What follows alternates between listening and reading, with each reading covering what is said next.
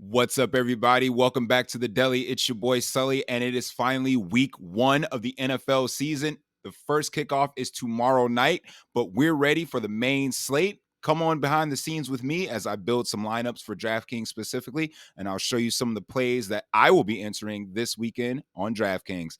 Come on in.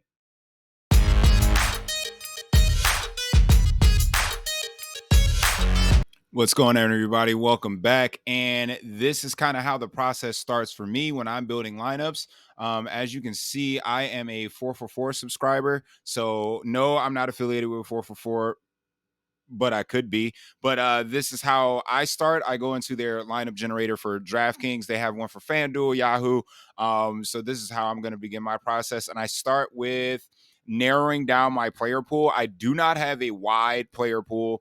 4for4 limits it to 50 players, and I think that's perfect for me. It allows me to pick a handful of quarterbacks with their stacking partners, potential run backs, etc. So I like to narrow that player pool down pretty dramatically. So 50 players is perfect for me.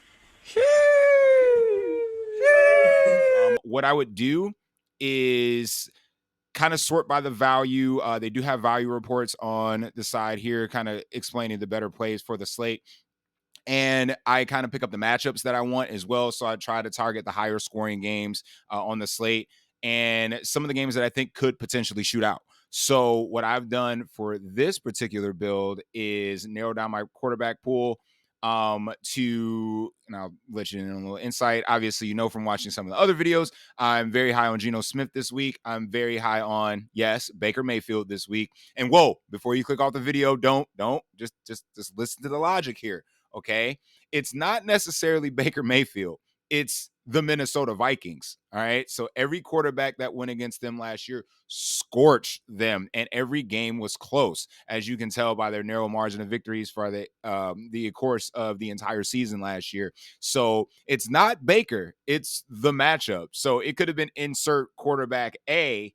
Do they play Minnesota? I'm playing that quarterback. So just bear with me here. Obviously, Kirk Cousins on the opposite side of that. Tampa Bay not very good against the pass last year. And again, a high scoring game on the slate is going to be the Chargers and Miami game. So what I would do in my Justin Herbert stacks is if my 1 o'clock players hit, I would stick with the Justin Herbert side of it. I don't have Tua highlighted because he actually is the late swap option in this list. So if your 1 o'clock guys aren't hitting again, once again, utilize that late swap to get off of the Herbert lineups and go to the Tua side of the ball. He's down here. Yep, he's down here right there. So I would just click on that and then kind of X out Justin Herbert and then build more lineups from there. Or again, late swap them manually. Again, I'm going to like some Baker Mayfield this week, Kirk Cousins, Justin Herbert. And again, you can late swap the Tua. I like Joe Burrow. If you're not feeling the Cincinnati side of the ball, if you're scared of that injury, I would go ahead and switch to the Deshaun Watson side. I don't want to do that, but if that's if that's your flavor of tea, go right ahead. I'm just not high on him. And the only reason I don't have Sam Howell selected here is because I think he's a cash game play, especially at that $4,900 price tag against Arizona. They're slated to put up some decent numbers, but the fact of the matter is Arizona is laying down for the most part. So I don't expect any kickback, any fight back on the Arizona side. So establishing run backs in that game just didn't suit me. So I left Sam Howell out of it. So, but yeah, if you want to play him naked in cash, or at least bring on a stacking partner, a couple cheap stacking partners like Jahan Doxson or Curtis Samuel in this case, you can go right ahead and do that. I would, but like I said, he's not highlighted here. Yeah, boy.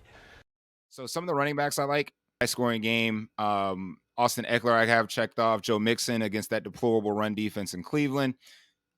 Josh Jacobs, who's going to actually is going to be more of a late swap option for me, but I do have him in the initial build. Kind of keeping Raheem Mostert in that high scoring game. Brian Robinson, same thing. Again, Arizona's probably going to lay down for the most part, so they should have opportunities to run to close out the game for the most part. Ken Walker, again, monitor the injury situation, but he should be just fine. And then Khalil Herbert, same thing, home favorite running back against Green Bay. Not very good against the run last year. Nick Chubb's probably going to be the sleeper of this slate in that higher price tier with Christian McCaffrey and Austin Eckler. he might go under the radar for the most part. So I might try to squeeze in some Nick Chubb. And again, that's one of the other higher scoring games on the slate. So having a run back with him and like Jamar Chase or T. Higgins definitely makes for a good secondary stack. I don't know if I can full blown stack that game, but Nick Chubb's going to be severely underowned, I feel, in this scenario. Antonio Gibson, same logic as Brian Robinson. Antonio Gibson might have more value on DraftKings and not on FanDuel, where it's more touchdown dependent. But with Antonio Gibson being so involved in the receiving game, and especially at $5,200, I think it'd be easier for him to pay off. J.K. Dobbins, home favorite, against the bad run defense, the worst run defense, and they have done nothing to improve, in my opinion. So those are going to be the 10 running backs I'm going to use. Again, here we are at wide receiver. We're going to go ahead and, like I said, there's 3K crappers on this slate. Marvin Mims probably going to be the most popular of the 3K crappers. So fitting in a guy like him is going to make your lineup a lot more easily accessible to the higher price players. But there are other value options on the slate, which I will have checked. Again, it's one of those late swap options where if yours have Marvin Mims and your 1 o'clock players didn't hit, I would get off of him immediately because you want to get off of that chalky situation. Once again, if Cooper Kupp doesn't play, which is looking like he's not going to, a guy like Tutu Atwell is going to open up for us, as well as Puka Nakua. If I'm saying that wrong, I know I'm saying that wrong. It's fine. I'm sorry. Again, scroll down a little bit here. Like I said, these wide receivers are just flavor text for the quarterbacks that we're going to be using here. So again, you're going to see the stacking partners and run back options like Jalen Waddle, Eli Moore, Drake London, if I want to get mini stacks with this Carolina game. Same with Baltimore and the Houston run backs with guys like Zay Flowers, using guys like Jamar Chase, Van Jefferson, Amari Cooper, Tyler Lockett, Mike Williams. Like I said, they're just stacking partners. Honorable mentions go to the guys that are in the games that I'm not targeting. So if you don't see any Saints or any Titans or any Patriots or any Steelers, 49ers, it's because I'm not targeting those games. Again, my player pool is very, very condensed, and I'm trying to limit my options and try and stay as compact as I can with my player pool. If you're entering 150 lineups, which I am not, but if you're entering 150, let's say in the Millie Maker, or even if you're going like the quarter arcades or dime arcades or anything like that, then yes, expand your player pool. But for guys like me that only enter 4 to 5 lineups a week, I would stick to just minimizing that player pool and sticking into a small batch of players. So again, there's nothing wrong with playing guys like, AJ Brown or anybody from the Philadelphia Eagles or anybody from the New Orleans Saints, but it's just not the games that I'm targeting. I'm trying to stay out of this Denver, LA, or Las Vegas game as much as I can, but I might have one-offs in there. Like I said, you saw Josh Jacobs from the other tab. Guys like that. Devontae Adams is always in there too. So stop it. Get some help. Here we are on the tight end screen. And like I said, very limited player pool. Again, only a couple run backs or the stacking partners for the quarterbacks that I'm going to be using.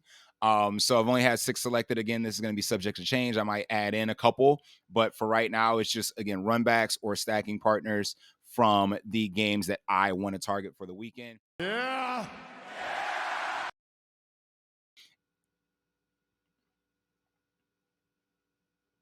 Defenses, well, DraftKings kind of messed up.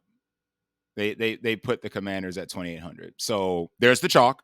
If you want to pay up to be contrarian, go ahead and get the Ravens if you can fit it in. But I know that when I'm generating lineups, 99.9% of them are going to be the Commanders, which I think I'm okay with. If there's a little bit of chalk in my lineups, it'll be that and maybe one of the running backs or value wide receivers. Other than that, I want to differentiate the rest of my lineup. But if you're going to go ahead and eat the chalk on the Commanders, great, go right ahead. Just make sure there's other differentiating factors in your lineup come Sunday. Like I said, if you want to pay up to be contrarian, go the Ravens. I like the Raiders defense as well for another pay down option, very cheap option, because Russell Wilson sucks. I don't care if it's in Denver or on the moon. Russell Wilson is still bad, and I don't think there's a resurrection coming from this Broncos team. So again, if you want a low owned defense, I'm just going to go ahead and slide in the Raiders there. So what I would do from this point is go ahead and generate these lineups. I've already set the filters that I want for these lineups. And if I want to spit out X amount of, let's say I'm in a large field tournament, so I want all my Baker Mayfield lineups, I would just X out the rest of the quarterbacks real quick. So I'm only getting Baker Mayfield stacks. I would just generate multiple lineups, and I'll show you what that looks like here. And then here we are with 50 Baker Mayfield lineups. So what I would do is kind of scrub this to see if I can add double stacks or I can add different run backs. So if there's like too many value players, with Baker Mayfield being 4,900, I don't think there's going to be a lot of filters that have two of the quote unquote 3K crappers. So guys like that, I want to make sure, and 444 does a good job of doing this, is putting your latest player in the flex position so you can go ahead and rotate those guys off if you need to late swap. So right here, I'm looking at a Baker Mayfield lineup with a Chris Godwin stack, a Joe Mixon and David Njoku kind of mini stack, and then one off with Khalil Herbert and one off with Tyreek Hill. So like, and then a run back of Justin Jefferson on that team. So what I would do with these lineups is kind of look for trends on like who's repeating over and over again and kind of hand build my lineups from there. So like if you're seeing a lot of Tyreek Hill, if you're seeing a lot of Joe Mixon, if you're seeing a lot of David Njoku, Justin Jefferson, guys like that, and you find a lineup that follows the rules that you want to when lineup construction is being narrowed down, then go ahead and kind of manually build those lineups. But if you're one of those guys that mass enter lineups, kind of tweak your settings a little bit, and then you can obviously download those importable ones on a CSV and just dump them in. But again, a hand builder like me, I kind of set these, look for trends, and then kind of hand build my lineups from there. So again, if the lineup generator, if your projection system, whatever one you're using, likes guys like, you know, Justin Jefferson over and over again, and not like one-offs each time that you're simulating your lineups, I would take that to heart and kind of say, okay, the generator likes these type of guys, so these are the guys I'm going to settle for. You can do the same thing with another quarterback and get those stacks going. So like if you're going to be running Geno lineups this week, you can go ahead and switch that off from Baker Mayfield to Geno. We'll see what the generator says. And like I said, I like to double stack. So what I would do is I would go in and manually change the secondary stack or another one-off receiver to a stacking partner for my quarterbacks that I have.